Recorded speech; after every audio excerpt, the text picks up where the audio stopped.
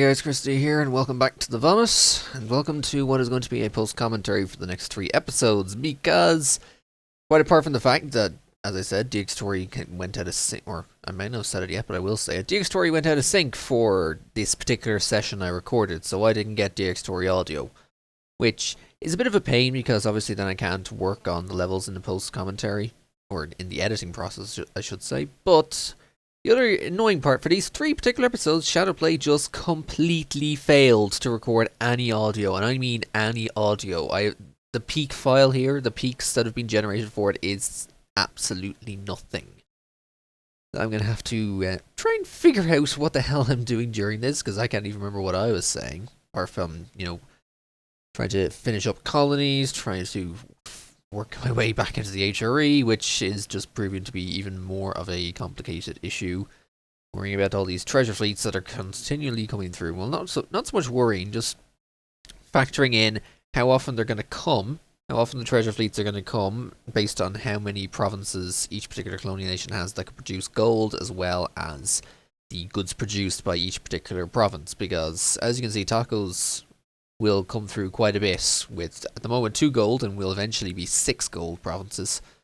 It's going to be kind of hard to not try and spoil later on episodes, because I have recorded up to like 42, at least episode like 42, 43 at this stage, and this is only 34, so I've gone a bit further, so I'm just hoping I don't ruin it. But yes, we're kind of focusing on trying to finish up tech. Dip 15 is going to be something I really need, mostly for the improved ships and building up early frigates. The key reason for wanting to get early frigates, particularly as I take it now, I want to get an absolute crap ton of early frigates to be able to build a load of them to start privateering GB. Because, as you can see, the PP is under 25, so I'm not getting the free leader, which is going to I believe it is costing me a mill point every month here, so starting to get the early frigates in to be able to privateer the English Channel, because the English Channel is always one of the more populous, or not populous, one of the richer trade nodes in the game. Of the 5 end nodes that you get in Europe, English Channel tends to be quite rich, particularly if England or GB or whoever can actually get a good transfer coming in from Lubeck.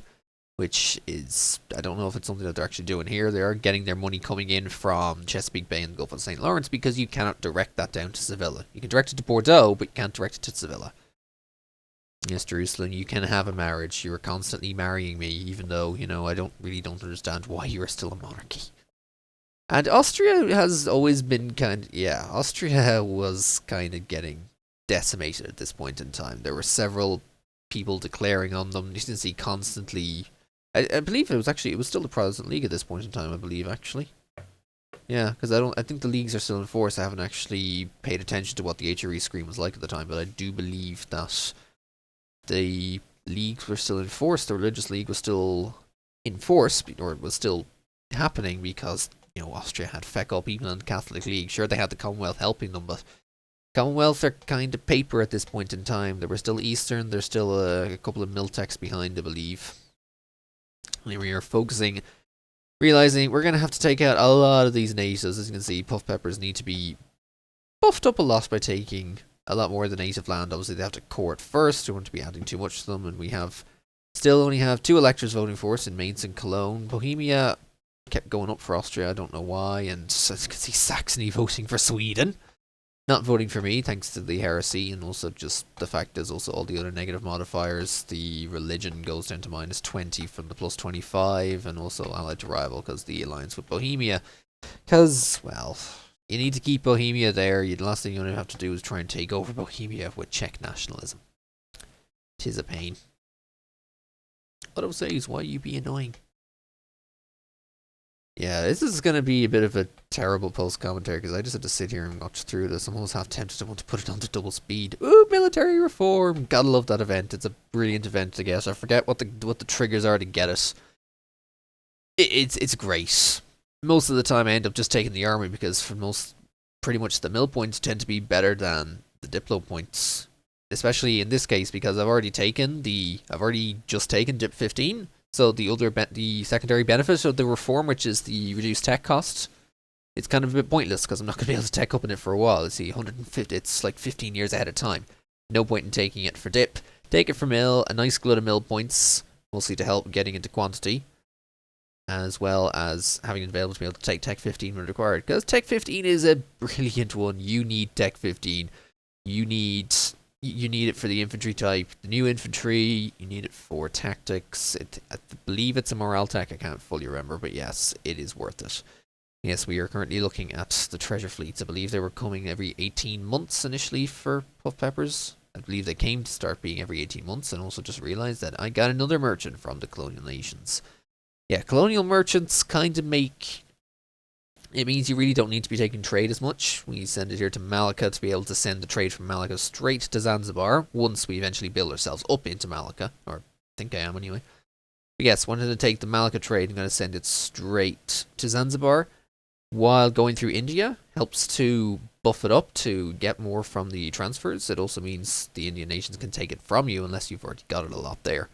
And I guess I'm actually changing my mind. Actually, now that I recall, yes, I'm actually sending it to the Mississippi River so that I can help the trade be pulled to the Caribbean so that it can be sent straight to me, because as you can see, Mississippi also potentially goes with Chesapeake. I think it's Chesapeake Bay anyway. Free forts are always nice as well. But the money is still rolling in despite, I'm still subsidizing the Dutch at this point in time after their after their attempt to take their cores back from Austria, which I recall didn't work. Still exploring. Obviously, the new exploration mechanic there, as you can see, we just get to send them off on a single mission and it just incorporates everything. So as long as we find the last few coasts here around the Philippines and Australia, then we can pretty much are done. Hooray! Abruzzi finally got rid of religious zeal. It is... religious zeal modifier is just a real bitch, particularly... The particular annoying part is, even after you reconvert it, then the Center of Reformation will be like, oh hey, I'm going to reconvert it almost immediately after. And yes, Tuscany are going back. Actually, no, it's not so much Tuscany going after the Pope. The Pope actually went after Tuscany, which is a bit peculiar. Most of the time it was Tuscany going after the Pope to try and take Rome, and... yeah, that's just a bad thing to do, Tuscany. Kebab also going after Venice. Mostly, I believe it was to take Corfu, but they also hitting them in the mainland as well, and that's also just going to be... That's just a bad sign. Wake Island. It was Wake Island. It was Wake Island in Battlefield, wasn't it? I think it was Wake Island. I can't fully remember, but yes, Wake Island. Yeah, I think it was Battlefield. I can't remember. Gotta shuffle along the colonists as well. Gotta keep growing. The key to shuffling, obviously, if the colony can grow just a little bit, if the colony can grow enough in the time it takes to send the colonists to another province, then you may as well just take them back, because min-maxing, basically. It can be a bit tedious, but, what can you do? And here we're looking at the colonial regions, which are kind of a bit, particularly when it comes to where Peru, La Plata, and Brazil meet, they're very kind of haphazard. There's no defined kind of straight line. It's just a bit, it's a bit kind of hit or miss where everyone goes. And sometimes you'll see with the colonial nations themselves, they tend to colonize in each other's nation because they get close. Yeah, we will take stab with 100 PP or 100 papal influence. Sorry, not PP. Papal influence. I gotta love the papal influence. Particularly when you're playing a very Catholic, devout nation, you can get papal influence so quickly. And there go the cores from Jerusalem's lands, and we still lose prestige force. I don't know. I wasn't aware that you actually lost prestige when one of your cores expires. If I'd have known that, as I was saying there, if I'd have known that, I would have actually revoked the cores a lot earlier, because I don't need the cores on Jerusalem. As I was saying, the whole reason that I have it there, I'm surprised I didn't get rid of that I didn't lose the cores when I released Jerusalem, but the whole point was to make Jerusalem happen. Didn't need the cores there. Should have just gotten rid of them. Would have cost me the prestige anyway, and I would have got relations at the time. Not that I needed the relations, it doesn't fully matter. We also saw Japan. Again, Japan and Korea going at it. I don't know why, but I guess it is Japan constantly trying to go into Korea, and there's that bloody Turkish naval dominance mission constantly popping up, as well as vassalizing the Pope, which is never a good idea, because you lose... Well, vassalizing the Pope is okay, even if you have the Diplo rep to spare, because you do get a malus of 2 Diplo rep while you are the overlord of the Pope, while you're the vassal over the Pope. Obviously, occupying Rome is a lot worse because it kills your papal influence gain, I believe. In fact, I think it just kills it completely. I don't think you can gain any papal influence while you occupy Rome, unless you're Italy. Because even in the super devout Venetian game I had, it was like at most I'm gaining like 8, I think. And yeah, perfect timing for a nice history flavor event, some free prestige while we're currently, after we had just lost a fair amount of prestige, so it's a good time to build that back up again. Not that prestige really matters, and yes, here we are. Kebab is going back into Kebab eating the Mamluks. Not nice. Thankfully, they're steering clear of Jerusalem for now and just heading around and going straight into the Egyptian region. Still, though, you don't like Kebab actually doing that because then they just grow a tad too powerful. Yes, we are currently getting all of the early frigates together so that we can send them up to the English Channel to start gaining the PP. Not that we do have a little bit more PP, as you can see here. Just forget why I got that. More colonies finishing. Also time to take tech because no longer only 1 year ahead of time, and someone else already has it, so may as well take it. It only costs you 30 points on top of what it already is. Haha, Alsace with your religious civil disorder. Take new units. I believe we go for the Mauritians rather than the charge infantry, just for a little bit more balanced stats. So I think they're also better on morale because we're still focusing on the fact that we have a slightly higher than normal morale.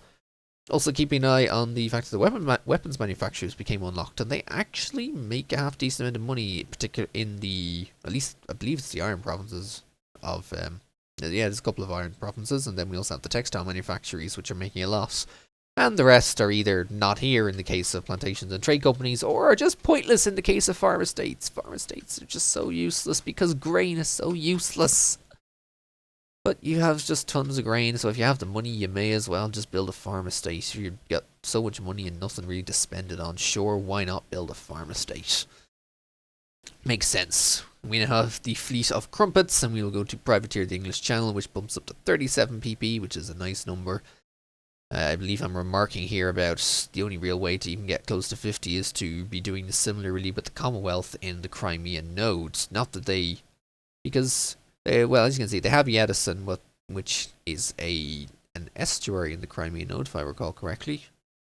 Yes, it is. So we're hoping to be able to, by sending privateers against them, we might just be able to buff it up enough so that it gets close to 50. I don't think it's not going to get over 50 because you need, in order to have a constant 50, you really need to get lucky in the choice, or not so lucky, but the choice of your rivals needs to be in such a way that you can send your privateering fleets so that you can get the +10 from all of them. You're also positioned in such a way that the embargoes affect them enough that you get the +9 from that, then you get the 39, and then there's some other. You also need to add some other things to it, like having beaten them up and lots of other crazy crap like that, subsidizing the rivals, everything, just to be able to maintain 50. It's really impossible to maintain 50. It was a lot easier before when you could get +10 per just by having rivals, as well as an extra. I think you can get 20. I forget if you get. I think you can get 20 from privateering. It might have been just the fact that you can get 20 from privateering. You could easily maintain at least 65, but now it's actually harder to get over 50 PP for those bonus monarch points. Not that they're always required, but they're nice to have, even if you end up having to waste them at the end of the day. Building even more boats, because we need to build a large enough fleet. Mostly, not so much for the fact that there's more power in the Crimean node to have to privateer against, but generally the fact that when you're in that area and you end up having to fight like Kebab or the Commonwealth, you're going to need a lot of ships to be able to counter them, because as you could probably tell, the Ottomans tend to have a pretty large navy, pretty much almost all galleys. So galleys tear through light ships, like they really do. They may lose some of them while they're fighting, but galleys really tear through light ships, and it is, yeah. You just lose them so quickly. More treasure fleets arriving. You can see that our inflation is still slowly. It's ticking up more than if we just had the gold. It gets a tad annoying. We're losing stuff. Cardinal Minster, gotta love that event. Tempted about whether I should be focusing mill power here because I want to finish off quantity. As you can see, we're getting good ruler. We're getting up to 5 from our current ruler. We have a 3 in our heir, so may not necessarily need it. Still toying with whether I should be focusing it or not, mostly to get the idea group out of the way. But of course, focusing it means you're locked into it for 25 years, and there's really not much else to do at mill points apart from building buildings and harsh treating. And you may not necessarily be harsh treating because you don't have, you just don't have rebels. Depending on the state of your nation, you may not even have rebels that need to be harshly treated. So, and as you can see here, puff peppers have actually moved into the La Platan region. There's a little tick. These 3 provinces on the far left-hand side that beside them, it's actually part of the La Plata region, even though it really, you can see the kind of clusterfuck that is here with where these regions intertwine. So they've moved into the La Plata region themselves rather than moving up to finish off the rest of the Peru area by themselves. I'm perfectly fine with it, at least at that point in time, and mates began to start voting for Jerusalem. While the Protestant League War is still going on, and at this stage, I'm still kind of hoping for religious peace to come out of it, mostly because if the Protestants win, and with the fact that it's in the 111 patch, when the Protestants win, it's one and done. That's it. Whoever wins the League War becomes the religion. If no one wins, it's the peace. Anyone can vote for it. But with that massive blob of Protestants, it would put me out of being the emperor if they won, and that would make me unable to get that achievement, which is something I still am wanting to actually try and get in this run at a later time. Once the entirety of the Americas, Asia, Indonesia, Australia, all that stuff is mine, then it's a case of going after Europe, getting into Europe itself. Just get into the HRE, conquer Europe, do something crazy like that. It's something to do. It's something to do in the later game, particularly when you have admin efficiency. If you also have, say, the diplomatic idea group to reduce the province war score costs, it just gets. You can take so much land so quickly, and you can hold on to it even if you don't have the admin points to court immediately, which is probably also a reason to have client states. They could do that. The Hansa going after Pomerania, again, the Hansas never really gets beaten down, even when they're only down to their 3 starting provinces, they never really get beaten down hard, because with the Hansa pretty much in control of Lubeck, they get so much money, they can field a hell of a lot of mercs over their force limit. I played the Hansa once, it was like 1.8 or 1.9, I played the Hansa. You can be stupidly powerful up there. You make so much money. You have mass advisors from the start. You're a republic. You can choose where your points go. It's just like I played it so much that I had a super tall Hansa that pretty much stretched from the Dutch lands all the way through to where Poland was. Every single building was built in every single province all the way up, and I still had such a glut of points. I was like taking tech 6 and 7 years ahead of time. No one could touch me, even though the force limit wasn't the greatest. It did end up taking quantity, so I could just fill it up with mercs. And the forces themselves weren't necessarily great, but of course when you have the numbers, who cares? You just throw men at the problem, you throw mercs at the problem. It's simple, especially when you have plutocratic ideas. You get a lot more, even more if you were to take administrative, but yeah. Puff Pepper's slowly but surely coring and converting those lands, taking a little while. But also going to be culture converting. It's a nice thing that I see the colonial nations, they get to culture convert very quickly. Even before, they didn't get the nationalism from the lands, but now that there is absolutely no nationalism from the primitives, they can just, as soon as they convert it to a Christian religion, whatever your religion is, they can just convert it straight up. And we get to get our land maintenance modifier for quantity. Not that we're really in need of the money. I think it reduced it by about, 3 or 4 ducats or something. There's not much left on the maintenance, but we're still making an absolute bankload of cash from trade. It's just, yeah. Also the fact of privateering a lot. And the tariffs still make a fair amount, even though I keep saying I don't need to worry about tariffs. Just tariffs are there. Like, you could reduce them. I don't even know if you can reduce them past 10%. There's that many of or I don't even know if I can reduce them. I've never tried to even increase or reduce them manually. Well, with the exception of if I've inherited a nation or annexed a nation and got their colonial nations, I've then had to manually decrease tariffs because they put it up so high that the nation would pretty much try and revolt immediately, which is very different to how the rest of my nations are. I keep them low enough so that they don't try and revolt away. They keep sending everything, they keep sending the trade, and it really makes no difference, and Austria is still constantly fucked. This is the thing, when Austria remains emperor and tries to remain Catholic, if the centres of Reformation are in a bad spot, they are going to get decimated by the Reformation. And eventually, when Austria either loses the emperorship, or especially if it becomes, religious peace, then they will often convert almost immediately because they have so much land that pretty much isn't Catholic. They may as well convert, gets rid of all their religious problems, and they can still become emperor because, religious peace. And that in Austria is just, kind of broken. They're still, thankfully, they weren't as much of a bully in the HRE this game as they have been in previous times, mostly because I think France was keeping them in check as well as several alliances in other places. There we are, attempting to figure out why the hell we can't privateer the Crimea trade node, even though we can send a merchant there, but why the hell can't we privateer? And it takes a little while to realize, oh, right, there's no supply limit over there, so we end up having to go for some fleet basing rights. But who to pick? Genoa is there, but I don't think Genoa likes us. We end up at war a fair bit, and eventually, once I figure it out, it takes a little while, we can actually get fleet basing rights from little tiny Teodoro. They would appreciate the half a ducat a month, because I'm sure they're not making very much money with a single province there. Teodoro rarely ever, in the games I'm playing, rarely ever gets any bigger than their single province. That said, I could do it playing them at some point to at least try that achievement, but that's gonna be that's a hard one. Teodoro attempted to take all Germanic culture provinces. You basically have to start as Teodoro and then eat the entirety of Europe for the most part. And there we go. Only getting 7 from the privateers against Commonwealth because it's not their main node. It's the Crimean node. They don't own the vast majority, or they don't own very much of it there. Like Genoa still has a boatload of the trade there because they have the center of trade in Kaffa. They have the estuary in Azov, and as well as they built the trading post in Kaffa. Keep forgetting about the trading post that merchant republics can build. When I was playing Hansa and also in Venice, I did build a few of them in the various nodes, as well as it was a particular thing to factor in when I was trying to do it when I did Venetian Sea before Art of War.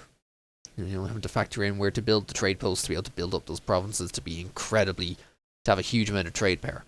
But the key thing, we now have the truce has expired with the Mesoamerican natives, so we can just go after them for more colonial conquest because Tacos has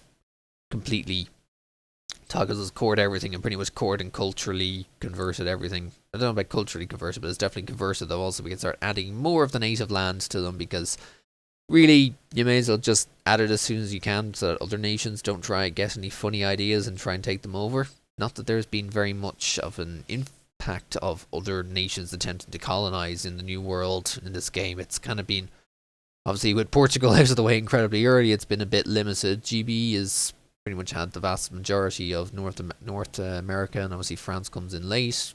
Not a new fort. New forts are always good to guess because I tend to forget about forts in trade company provinces because you colonize them, they have a base fort, and you don't expect to have to really defend them or to really do much from them, so you never build the forts there.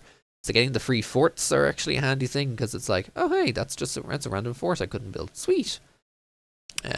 Colombia finally culture converting the Muisca away. Took them long enough.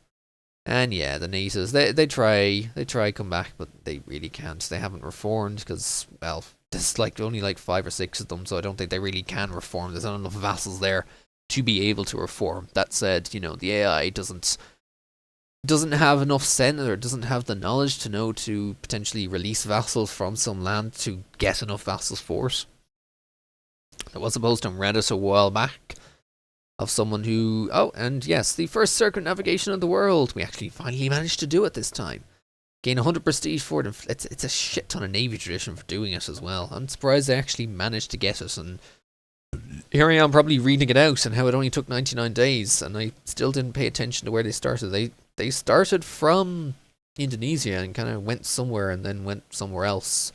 And eventually, when I do finally get through it and finish reading this out, Jesus, I would probably just skip through this, but meh, I don't want to be doing much more editing other than this commentary. We finally arrived at the Cape of Good Hope. Yay, we circumnavigated. So that's another one of the achievements down that I was trying to get from this particular game. And thankfully I was actually able to do it. I wasn't sure if the AI was going to kind of sneak it out of me because the whole fact of AI not getting naval attrition bullshit, even though they pretend to. But I did finally make it back to Indonesia with about half health on some of them, so it wasn't too bad now that we'd actually explored all the land, so they were able to go through it quick, and also the the spread of the colonies, which is spreading the supply range around, which made it a lot easier to actually get it done.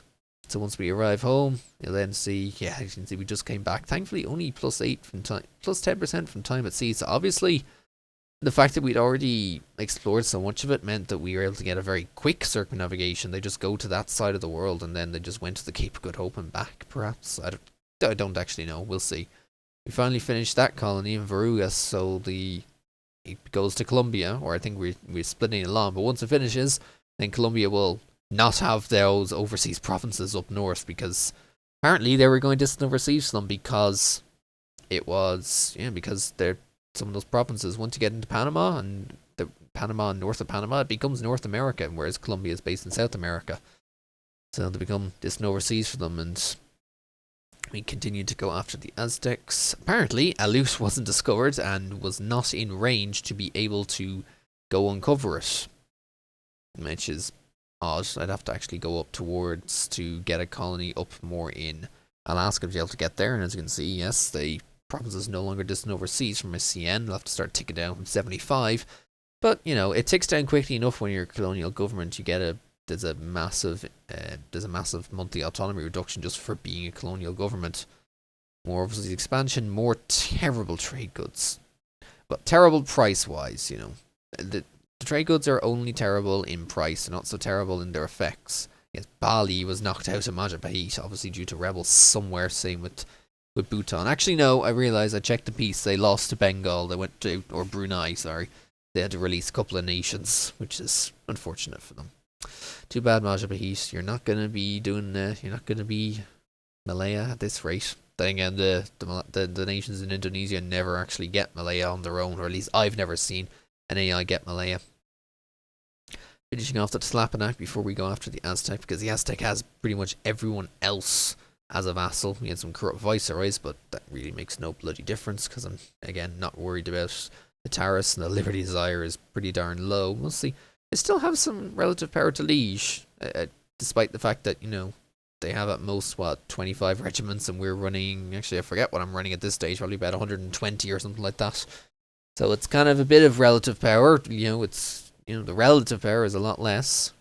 More colonies, forgetting that I already took that colony. No, I didn't actually. Okay, never mind. I was going to say, forgetting I already took that colonist and sent him somewhere else, but now we're actually going to start colonizing the Pacific Islands.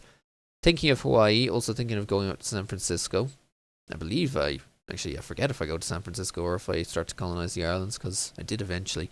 I think I ended up we ended up going to start making California, particularly by taking the natural harbor first. So let's build up a Californian CN. Not that there's many nations that we can actually add to them, so it will just be straight through colonial growth, and unfortunately Puff Peppers then gets the nationalists spawning up. So we're going to have to send some troops down all the way, and unfortunately go all the way round, because Uruguay isn't helping them, and also the fact that we cannot go through the natives, because not having a conquistador at this point in time. Because, well, everything else is explored. Why would you bother with a conquistador when they get less pips than regular generals? Once we finish off what I think here is going to be the final siege, and then I realize, oh hey, Tlapanac has a province just past Colima here, but thankfully Caribbean are on it, and they're sourcing it out for me, so I don't have to fully worry about it. So I'm like, oh phew. Caribbean will sort it out and siege out for me, even though it'll take them quite a while. And then we have to send our troops all the way down to help out here. Oh, I do actually have oh yes, I have my Lynch, the female conquistador. Forgot about that. So it is actually going to be slightly quicker to get there, to help out the nationalist province, ideally before they take any sieges to stop the cores or stop everything else. And while we're here, everyone else, since Tlapanac is basically done, we will take on, it is Tlaxcala, yes, we will try and take Tlaxcala, because these provinces, may as well just feed them all the tacos in one shot if we can. More treasure fleets, more inflation, and eventually the rate of treasure fleets starts to get a tad annoying, because you're making money you're making so much money in other places, and begins to actually get a little annoying that you can get these treasure fleets despite having the Master of the Mint and the fact that there's still some gold, but these treasure fleets come fast enough that they far outweigh the benefits you get from it. Like, you get more inflation from a single treasure fleet than you can get rid of in a year from the advisor. So they do add a bit, so you do have to use that money to get a relatively high strength admin advisor to be able to pay down the inflation cost, or you potentially, take economic or something like that to be able to have it go down manually and to make the inflation cheaper. But Slapanak is nearly done. Unfortunately, we do have to wait on that siege before we can get rid of them, and Tlashkala is working on taking Totonac, but we just decide, okay, we have the time, we have the diplomat, let's declare on Totonac.